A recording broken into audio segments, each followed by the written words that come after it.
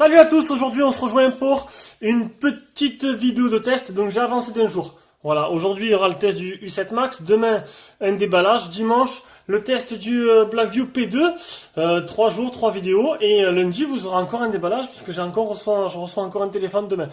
Alors ça arrête pas, c'est la folie, et c'est très bien. Donc, là, on commence par quitter le U7 Max. Donc le U7, tout le monde le connaît. Enfin, tout le monde non. Beaucoup le connaissent. Et voilà, il a été dérivé en toutes les versions. Donc le Max, je sais pas pourquoi il l'appelle Max. Mais bon, vous allez voir, de par ce test-là, que un petit smartphone à 60 euros peut être bien fini et bien faire son travail. On va voir ça de suite durant ce test. Allez, on commence par les caractéristiques.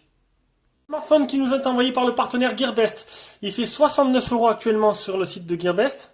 Voilà, le U7 Max. Donc il y a plusieurs couleurs. Il y a gris, il y a champagne et il y a rose gold. Rose gold, bon, un peu pour les femmes. Mais bon, rose gold, bon. Il y a eu le TV Max qui est sorti qu'en rose gold, que j'ai pas pris justement à cause de cette couleur, mais je sais pas. Il m'intéresse. Donc, on arrête de chipoter. Les caractéristiques sont un écran 5.5 en 2,5D.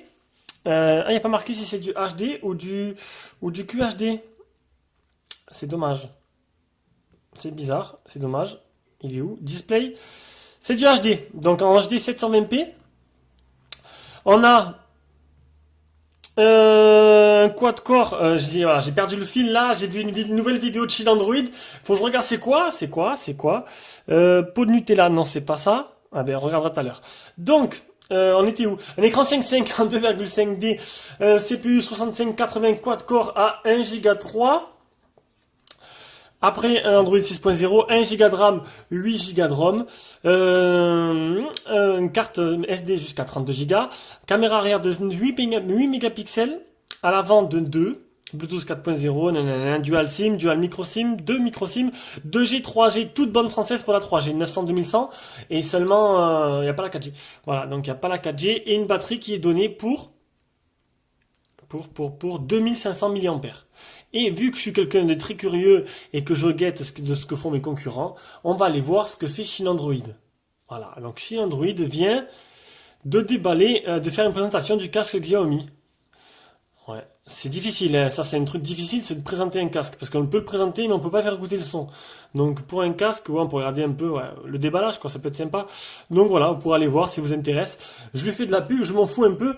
Ça, voilà, moi je suis pas comme ça. Donc, enfin comme ça, si j'aimerais envoyer des pointes par moment, c'est normal, c'est la concurrence. Voilà, donc on a perdu le fil. Donc voilà, c'était les caractéristiques. On passe maintenant au design. Design de l'appareil, donc voilà, comme j'ai dit, ceux-là qui connaissent, le U7.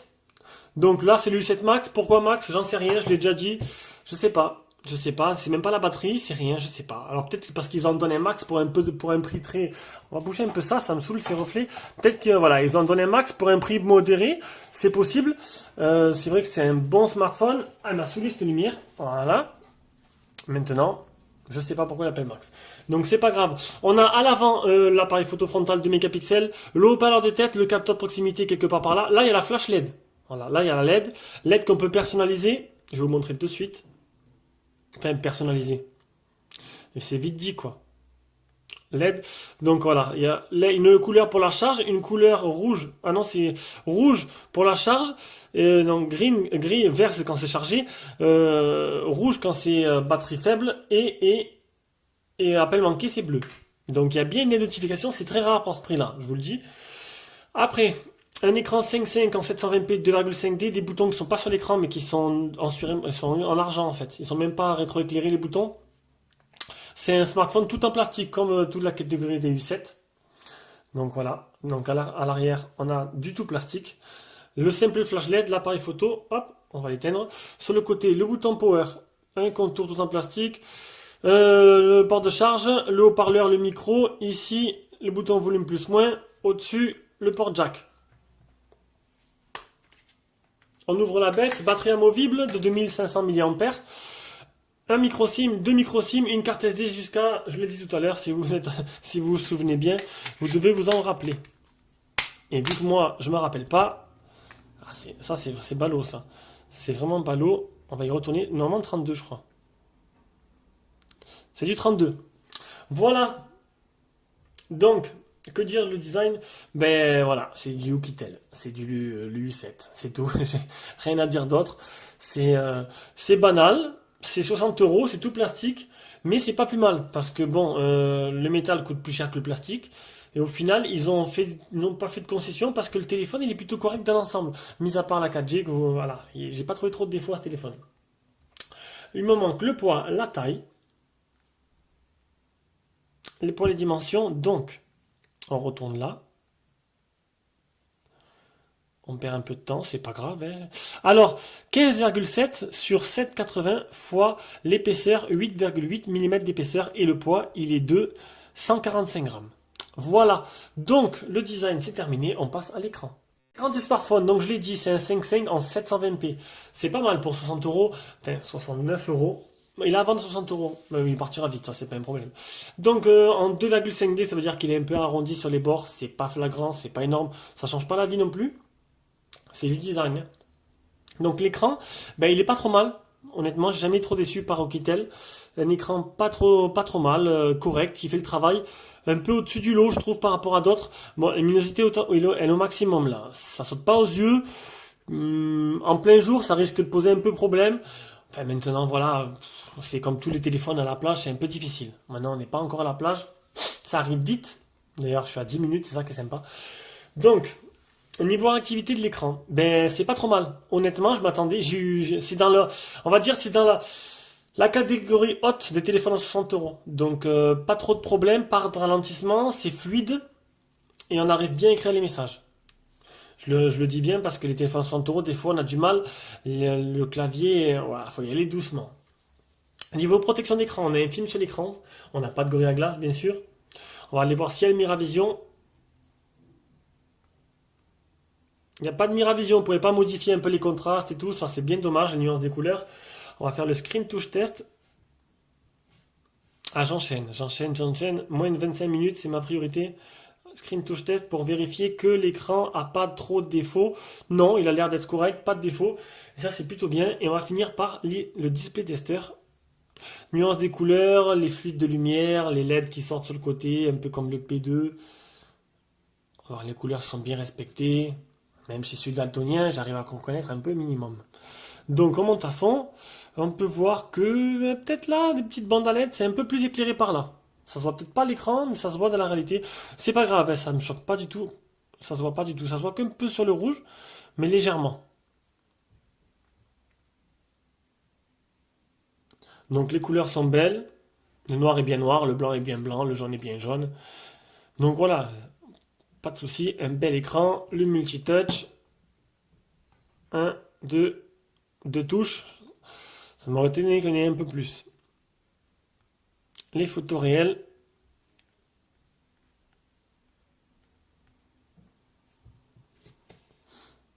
Hop, on s'en va de la champ de vision pour essayer. On va avancer un peu d'ailleurs. Hop, petite mise au point.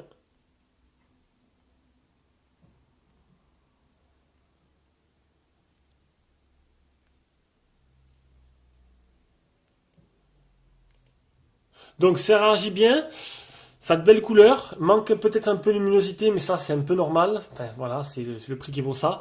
Mais voilà, dans l'ensemble, un écran plutôt sympa. Allez.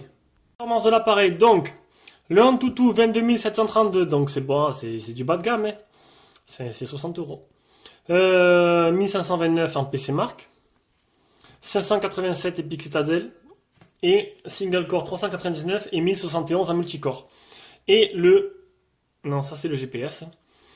Et le... Non, c'est ça l'Epic Citadel. Tout à l'heure c'était PC Mark. Donc l'Epic Citadel 43,5 en high quality. On va maintenant passer au jeu. Ça devrait, vu le score du Epic Citadel, ça devrait normalement plutôt bien tourner. C'est un score après correct. On commence par Rayman. Donc Rayman, qui est un jeu voilà, qui demande beaucoup de rapidité et beaucoup de mémoire au processeur graphique.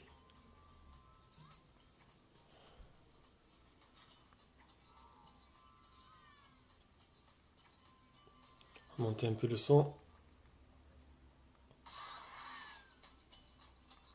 Donc il a l'air de plutôt pas mal tourner.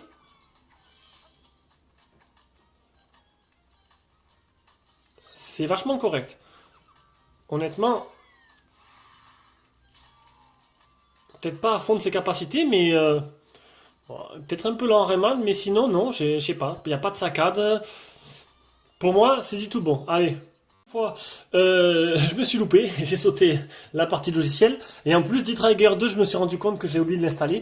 Donc le temps qu'on l'installe en haut, on va passer à la partie logicielle. Donc partie logicielle, on a la surcouche comme d'habitude qui est un peu coutume à Oukitel. Donc c'est un tiroir d'application, c'est super fluide, hein. Honnêtement, même sur un petit téléphone premier prix comme ça, c'est pas mal fluide.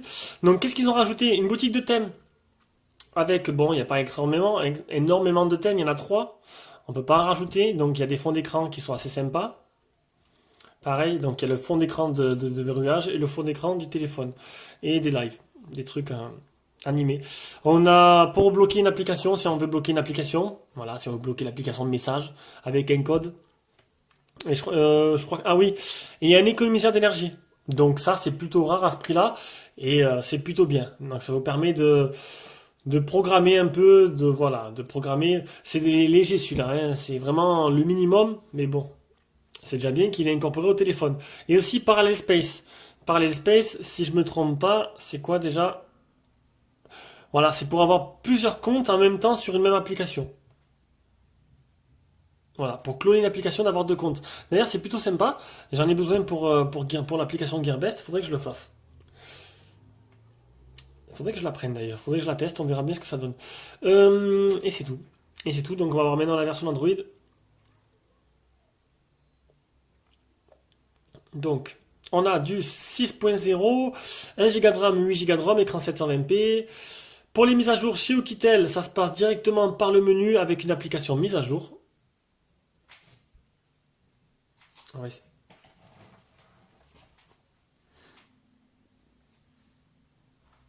Donc l'appareil est à jour, dernière mise à jour le 21 décembre 2016. Est-ce qu'il y aura une mise à jour? J'en sais rien. Passage vers Nougat, j'en sais rien. Il est récent le téléphone, mais bon, après c'est à 60 euros. Donc Itel, je sais pas s'ils vont vraiment s'amuser à le suivre, surtout qu'il tourne plutôt pas mal. Qu'est-ce qui me reste? Donc, les options de la ROM. Alors, les options de la ROM, on a le smart. Non, on va commencer par le haut. La fiche Gesture Motion, donc téléphonie motion. Donc vous tournez le téléphone, ça marche avec le capteur de proximité. Vous tournez le téléphone, ça, si on vous appelle, ça coupe le son. Vous mettez à l'oreille, ça décroche.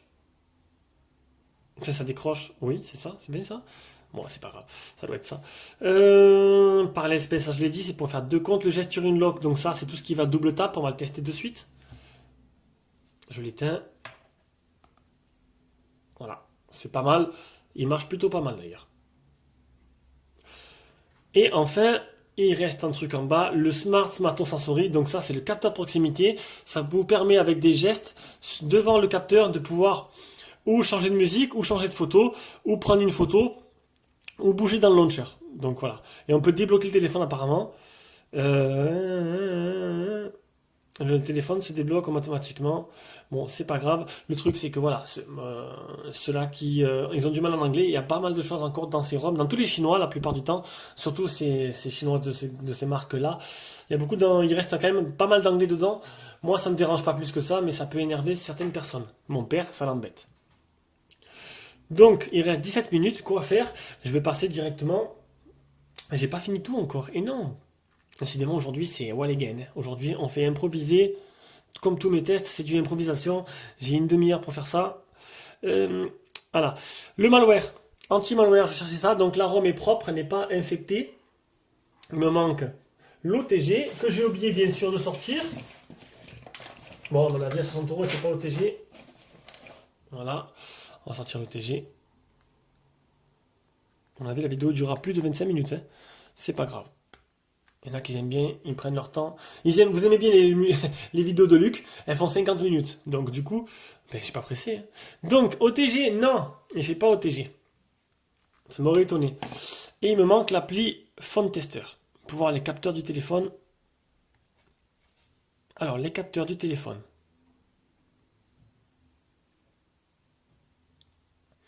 Accéléromètre, capteur de lumière, capteur de proximité. Le capteur de lumière, il est là. Voilà. Et c'est tout. Donc pour que Pokémon Go, vous aurez juste de la réalité. Vous n'aurez pas la réalité augmentée. Voilà. C'est tout. Donc vous n'aurez pas 100% du jeu. Il marchera bien, mais bon, pas autant que si vous avez tous les capteurs comme la boussole, etc., le gyroscope. Voilà, voilà, on va passer maintenant, on retourne au jeu, on ferme tout, parce qu'un giga de RAM, c'est un peu juste. Et je ne l'ai pas fait ralentir encore, mais il faut quand même fermer et on va lancer Real Racing 3 en entendant que notre petit Dead Trigger 2 finisse. Voilà, je dis cinéma, j'ai pas fini de faire ce téléphone. Allez. Et Real Racing 3, on va voir un peu l'accéléromètre et on va voir un peu si la partie graphique supporte ce jeu qui est assez lourd quand même.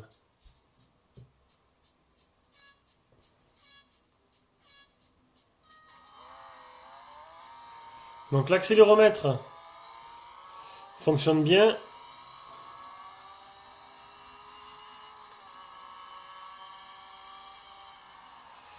Bon, ça saccade quand même un petit peu. Oula.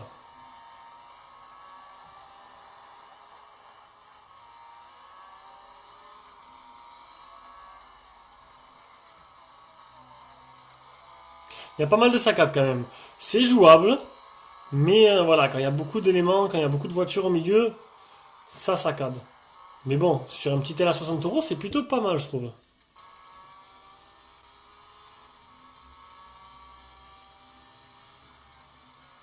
Là, c'est déjà, ça marche déjà plutôt bien, là. Que demander de plus? Regardez. C'est fluide.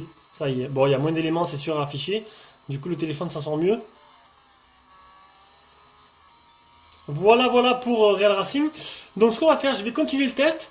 Et ben, je mettrai en bout de test le D-Trigger 2. C'est l'appareil photo. D'abord, à la partie logicielle. Donc, partie logicielle, bon, c'est l'appareil photo, voilà, logiciel de base. Vraiment tout simple. Les paramètres, info, exposition, info, effet de couleur, mode scène, balance des blancs. L'image, hein, anti-scintillement, anti-tremblement, capture vocale. Ah, on peut couper le son, ça c'est plutôt pas mal. Mais voilà, il a été désactivé. Détection de visage, cliché sourire, détection d'antenne, etc., etc., etc. 13 mégapixels, c'est plutôt pas mal pour ce prix-là. Et mode élevé pour la qualité vidéo. Donc maintenant, je vais vous montrer un peu tous les échantillons, comme d'habitude, en plein écran. Allez, salut à tous. Donc, on va commencer par regarder les photos. Alors, on va commencer par le selfie. Donc, ben écoutez, pour du 2 mégapixels, bon, faut pas s'attendre à des miracles en zoomant, mais sinon, c'est plutôt pas mal. Oui, il faut que je passe, faut que j'aille me tondre la barbe. Je sais, je sais. J'ai pas trop le temps en ce moment, ça pousse et je laisse pousser. C'est plutôt pas mal pour du 2 mégas. Après, mon plan de travail. Voilà, on peut voir là où je fais des vidéos, donc c'est tout simple, un trépied, deux softbox sur le côté, mon petit plan de travail, tout simplement. Voilà, voilà. Ça c'est une tirelire à bas au fond, hein. Ne vous enflammez pas, c'est juste une tirelire. Voilà, donc plutôt correct, hein, en pleine luminosité, il marche plutôt bien. Une petite vidéo.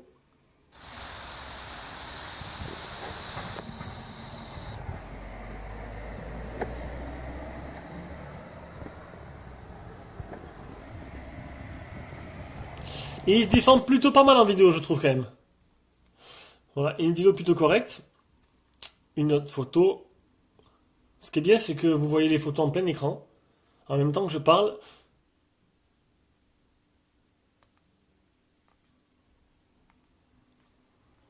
Bon, j'ai pas, c'est pas du Samsung, c'est pas du Sony, ça doit être une Omnivision ou un truc comme ça. Là, c'est une photo de nuit avec le flash. Il se débrouille pas mal. De nuit, de près, c'est un tableau, ça marche plutôt bien. Et là, de nuit, voilà, c'est toujours mes toilettes. De près, de près, de là où je suis. Donc le flash, il est pas dégueulasse. Donc, et ça, ah non, il reste encore elle. Donc on a fait au déballage. Et ça. Il en reste encore deux, je crois. On peut voir que franchement, c'est propre, hein. Regardez, Donald, il est vraiment propre. Ah, que dire de l'appareil photo si ce n'est ben, que c'est une réussite? C'est pas non plus du haut de gamme, mais vous vous mettez dans la tête que c'est un téléphone à 60 euros et que pour 60 euros, ben, c'est superbe. Voilà. 13 mégapixels qui sont pas interpolés et qui te sort eh ben, des trucs magnifiques. Voilà. Donc, bravo, merci au Kitel d'avoir mis au moins un peu d'argent là-dedans et on sait maintenant pourquoi il y a du plastique partout. Allez, on passe au GPS. GPS. Alors, la galerie, tac, il est là. Qui marche bien. Donc pour l'instant, sans faute. GPS, donc 3 mètres, 9 vues, 8 fixés, nickel. Il n'y a pas eu de problème là-dessus. Donc on passe directement à la partie vidéo, donc audio-vidéo. On va commencer par la qualité de communication. Donc, moi j'entends bien. Par contre, quand j'appelais ma femme, elle me disait qu'il y avait une sorte de petit voile derrière. C'était un peu un son étouffé. Quand j'ai appelé ma mère, elle m'a rien signalé, je lui ai rien dit. J'ai parlé avec elle et tout, elle m'a pas fait de remarques là-dessus. Il y a que ma femme qui m'a dit, ah, il y a un petit peu un son étouffé et tout. Bon, pour moi, il n'y a pas de souci, je me suis enregistré au microphone, je m'entendais bien. Même si c'était pas super clair, je m'entendais bien. Allez, on passe directement avec une vidéo YouTube. Bon, je sais, je passe, je coupe, je passe d'un truc à l'autre. Et je pouvais pas lire la vidéo YouTube si le jeu était en train de télécharger. Eh non, mon wifi, voilà, il rame tellement que voilà, c'était long. Donc j'ai enfin réussi à installer D-Trigger 2. Donc on va d'abord tester D-Trigger 2. Donc il tourne, option performance, on va le mettre en moyen, il est en bas.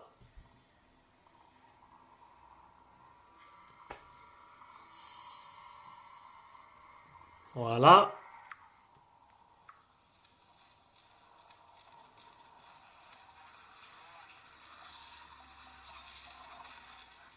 Un micro lag. Bah, après vraiment, si le jeu commence à laguer, je baisse d'un niveau et c'est bon, hein. Mais bon, on peut voir que c'est tout à fait jouable, les couleurs sont belles. Encore une fois, un bel écran.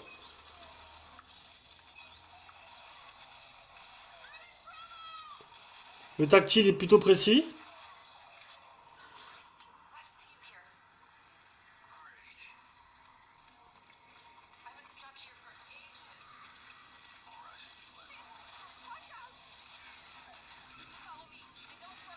Bon voilà, donc c'est tout à fait jouable, ça rame pas trop, ça lag pas.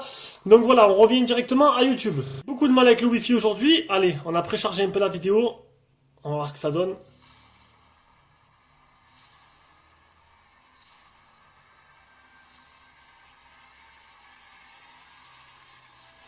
Bon, on a pu le voir dans le jeu, voilà. Donc honnêtement, il n'y a rien à dire. Voilà. Niveau, voilà.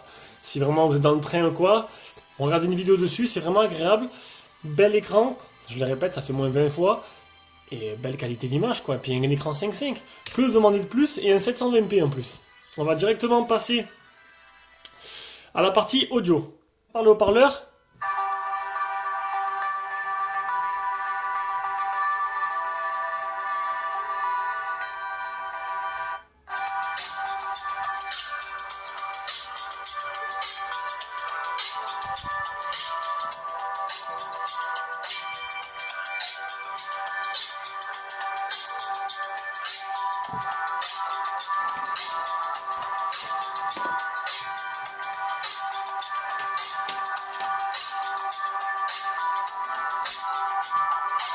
Bon, je sais pas quoi dire, c'est mitigé. On va dire qu'il fait le boulot, il est pas extraordinaire. C'est pas de la grande qualité, mais non, bon, c'est pas une chaîne IFI, quoi. Voilà, quoi. On peut pas tout avoir.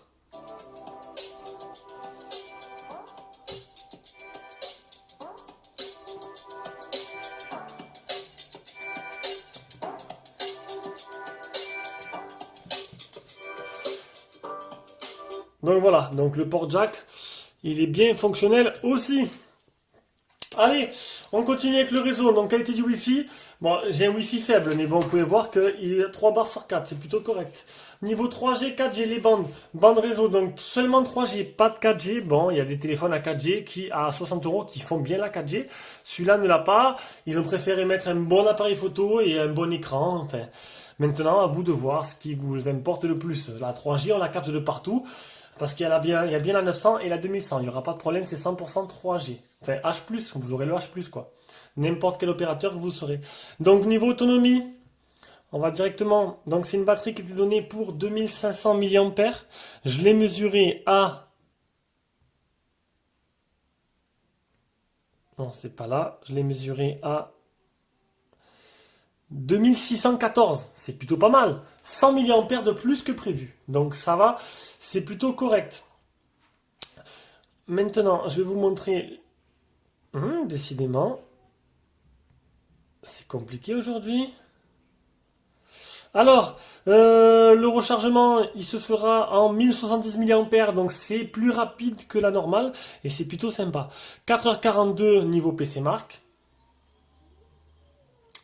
et on finit par, tac, l'utilisation sur une journée, 52% utilisé en 14h51. Bon, ce jour-là, on va rapprocher parce qu'on voit pas trop. Ce jour-là, je l'ai pas non plus torturé, quoi. J'avais d'autres choses à faire. Donc, bon, je l'ai utilisé en téléphone principal, bien sûr. 20 minutes d'appel, 1h23 sur le téléphone, c'est moins que d'habitude. Je suis plutôt autour de 2 heures par jour. Là, bon, voilà, c'est une journée tranquille, quoi. Utilisation normale. Donc 52% en 14 heures. C'est bien, ça a bien tenu et c'est plutôt le principal. Et voici la courbe d'autonomie qui est plutôt correcte. On a vu une grosse chute là. Ça, c'est quand à chaque fois qu'il y a une chute, c'est quand je l'utilise, tout simplement. Donc voilà. Donc la conclusion de ce test, un peu à la one again, fait vite à l'arrache, mais toujours complet, hein. Donc que dire ce smartphone à 60 euros? Mais écoutez, si vous n'êtes pas intéressé par la 4G, c'est celui-là qu'il vous faut. Honnêtement, pour si peu, c'est vraiment pas mal, quoi. L'appareil photo, tout est bon. Tout est bon. Bon, il y a 15 Go de RAM, mais c'est bien optimisé, c'est bien fluide, ça rame pas. Donc, écoutez, pour moi, il est plutôt correct. Il reste dans la lignée des Ukitel U7 et U15 qui sont plutôt bien. Donc, ben, je conseillerais de l'acheter. Ben, vous pouvez l'acheter les yeux fermés si, bien sûr, la 4G ne vous intéresse pas. Voilà. Bisous à tous et à la prochaine vidéo qui sera demain avec un déballage.